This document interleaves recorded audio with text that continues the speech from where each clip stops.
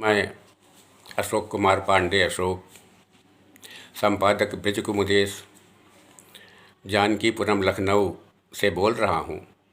मैं आप लोगों के समक्ष प्रकृति से संबंधित कुछ घनाक्षी छंद प्रस्तुत कर रहा हूँ।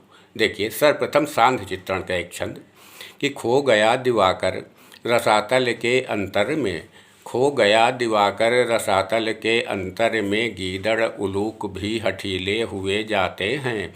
और कैसा है अशोक विश्व मंच पे रसों का मेल, रीतियों के बंधन लचीले हुए जाते हैं। एक ओर लुटता सुहाग संध्या सुंदरी का शोक से कमल दल ढीले हुए जाते हैं। और एक ओर देखो भड़कीले व्योम मंडप में तरुणी निशा के हाथ पीले हुए जाते हैं। और सांध्य चित्रण का एक और छंद कि काम काम नाका पास सुदृढ़ अछोर लिए पश्चिम दिशा में छित छोर पे खड़ी है तू। और हेम मृग चर्म की छटा को लिए अंबर पे अमल सरों के मन मंदिर जड़ी है तू। मूंद लिया असह व्यथा से मंजुलोचनों को, कंकड़ी सी पंकजों की आँख में गड़ी है तू। ऐसा है कि जब कंकड़ी किसी की या रेणु की कड़ी जब किसी की व्यक्ति की आँख में पड़ती है तो वो उसको पीड़ा होती है। तो उसी प्रकार शांत के समय जब कमल मुद जाते हैं तो ऐसा चित्रण है कि मतलब रेणु की कणी के समान पंकज की आँखों में तो गड़ी है, इसीलिए वो उन्होंने अपनी आँखें मूंद ली हैं। तो देखिए, इसको एक बार और सुन लीजिए कि काम काम नाका पास सुदृढ़ अछोर लिए पश्चिम दिशा में छित छोर पे खड़ी है तू। हेम मृग चर्म की छटा को लिए अंबर पे, हेम मृग चर्म की छटा को लिए अंबर पे अमल सरों के मन मंदिर जड़ी है तू। मूंद लिया असह व्यथा से मंजुलोचनों को, कंकड़ी सी पंकजों की आँख में गड़ी है तू। और मादक मादक तरंग युक्त मोह की लड़ी है सांझ, दिवस निशीथनी के बीच की कड़ी है तू। और देखिए, इसमें जो छंद प्रस्तुत कर रहा हूँ उसमें सांझ जो है निशा से कहती है कि बोली सांझ रैन से अधीर ले दृगों में पीर, बोली सांझ रैन से अधीर ले दृगों में पीर, योग में संयोग के वियोग मिला भारी है। और यावक लगाती रही, महावर लगाती रही, यावक लगाती रही रंच भी न देखी छवि, मांग भर के भी रही कामना कुमारी है। अब निशा उसका उत्तर देती है क्योंकि जब सूर्य अस्त हो जाता है तब निशा का आगमन होता है। तो बोली सांझ रैन से अधीर ले दृगों में पीर, योग में संयोग के वियोग मिला भारी है। और यावक लगाती रही रंच भी न देखी छवि, मांग भर के भी रही कामना कुमारी है। तो तेरे रवि प्रिय को न जानूं, रजनी ने कहा मेरी तारकों ने अभी पाल की उतारी है। तेरे रवि प्रिय को न जानूं, रजनी ने कहा मेरी तारकों ने अभी पाल की उतारी है। और आना फिर करुण कथा को बतलाना कभी, आना फिर करुण कथा को बतलाना कभी, आज तो हमारी सखी सेज की तैयारी है। अब उसका अपने पति से मिलन होने जा रहा है निशा का। तो निशा पति का तो वो कहती है कि फिर कभी अपनी व्यथा लेकर के आना। और देखिए कि तारक प्रसून सजे व्योम पर्यंक पर, आकाश रूपी सेज पर तारक रूपी प्रसूनों से सजा आकाश रूपी सेज, तारक प्रसून सजे व्योम पर्यंक पर हो रहा निशा का निशापति का मिलन है। और तरु में तड़ाग में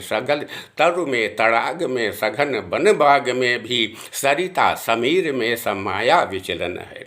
तो संयम नियम को न ठौर मिलता है रंच, चारों ओर रत रीति का ही प्रचलन है।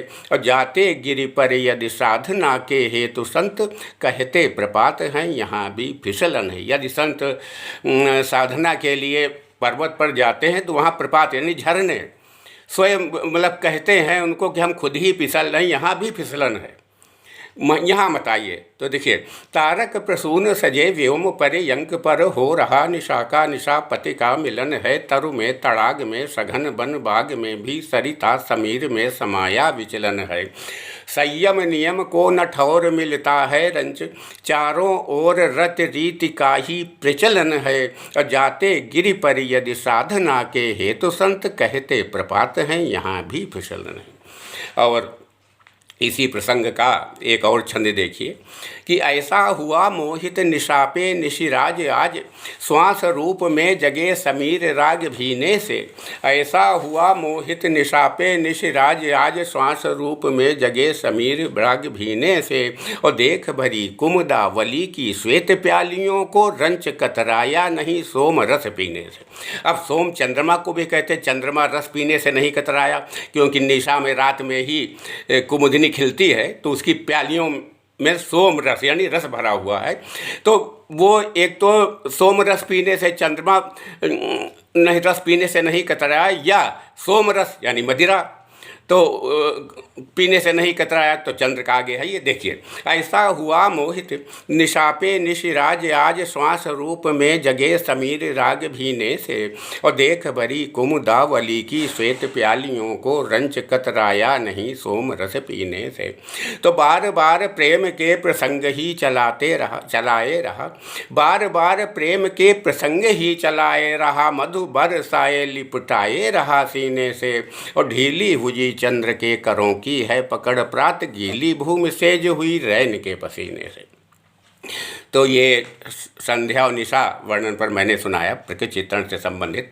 अब एक छंद में कुछ अलग हटकर प्रस्तुत कर रहा हूँ। इसमें भगवान राम से वंदना है पुनः अवतार लेने की पृथ्वी पर।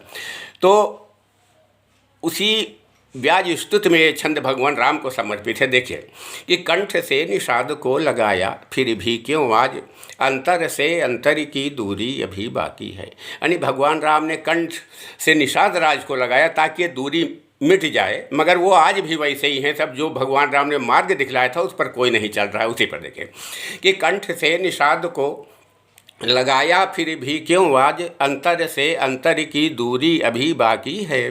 खोज निज बल से संहारा तुमने था किंतु सैन्य दुष्ट दानवों की पूरी अभी बाकी है।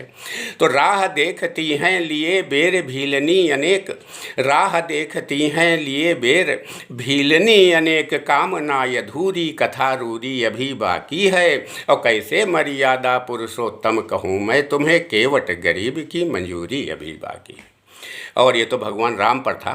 एक भगवान कृष्ण पर सुनिए छंद कि दुग्ध दधि माखन चुराया ब्रज गाँव में जो, आपको मिला क्या सब ग्वाल बाल ले गए।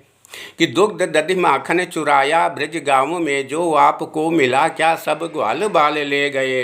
किंतु कोप भाजन हुए हो अम्ब के सदैव खींचे गए, काने और गाल मसले गए। छलिया कहाते थे परंतु ब्रजराज देखा, पग पग पर सदा आप ही छले गए। गोपियों के वस्त्र जो चुराए यमुना के तीर, वे भी सब द्रौपदी के चीर में चले गए। तो दुग्ध दधि माखन चुराया ब्रज गाँव में जो, आपको मिला क्या सब ग्वाल बाल ले गए। किंतु कोप भाजन हुए हो अम्ब के सदैव खींचे गए, काने और गाल मस ले गए। छलिया कहाते थे परंतु ब्रजराज देखा, पग पग पर सदा आप ही छले गए। गोपियों के वस्त्र जो चुराए यमुना के तीर, वे भी सब द्रौपदी के चीर में चले गए। और अंतिम एक छंद में देखिए कुछ व्यंग्य हास्य व्यंग्य से संबंधित है। चूँकि गंभीर छंद मैंने प्रस्तुत किए, थोड़ा सा हास्य व्यंग्य परक छंद हो जाए। देखिए पव फटते ही जगे, प्रातःकाल होते ही पव फटते ही जगे मंदिर में कृपा सिंधु, सुना बंदना के मधुरी में गीत होते हैं। किंतु कोई व्यक्ति आस पास न दिखाई पड़ा, शंख व मृदंग निज भाग्य पर रोते हैं। पौ फटते ही जगे मंदिर में कृपा सिंधु, सुना बंदना के मधुरी में गीत होते हैं। किंतु कोई व्यक्ति आस पास न दिखाई पड़ा, शंख व मृदंग निज भाग्य पर रोते हैं। आगे बढ़ देखा मेज पर बजता है टेप, स्वर ये उसी के उर रस से भिगोते हैं। बस इतने को कर्म की निमित्त माने हुए, ताने हुए चादर पुजारी पड़े सोते हैं। धन्यवाद।